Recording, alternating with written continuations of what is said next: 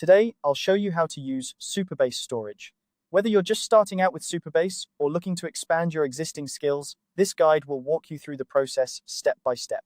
Supabase Storage is a powerful tool for managing files and data within your Supabase projects, and by the end of this tutorial, you'll be well equipped to make the most of its features. To get started, open your web browser and head over to supabase.com. This is where you will access all the tools you need for managing your projects. Once the website loads, you'll want to select the specific project you're working on. Take a moment to consider which project requires storage solutions, as this will help streamline your process. Click on the project to open it, and you'll be directed to the project's dashboard. On the left-hand side of the dashboard, you'll notice a menu with various options. Find the one labeled Storage and click on it. This section is where all your storage management will take place. It's designed to be intuitive and easy to navigate, so even if you're new to Supabase, you'll find it user-friendly. Next, you'll see an option to create a new storage bucket. Buckets are essentially containers for your files, and they help you organize your data efficiently. Click on New Bucket to start the creation process. Now comes an important step: entering a name for your bucket.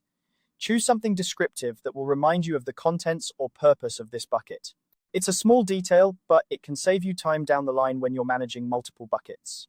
Once you've named your bucket, you have the option to customize its settings.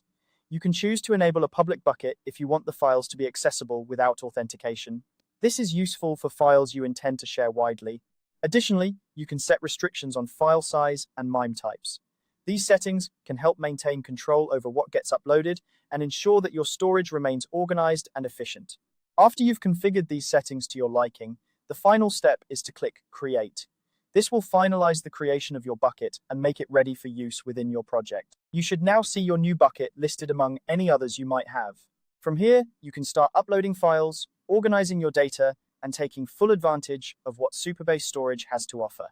In conclusion, using Supabase Storage is a straightforward process that adds a lot of functionality to your projects.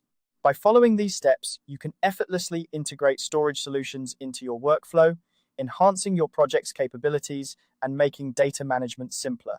Remember, the key to effective use of storage is organization and understanding your project's needs. Thank you for joining me in this guide, and I hope you find Supabase Storage as useful as I do. Feel free to revisit this video if you need a quick refresher, and happy organizing.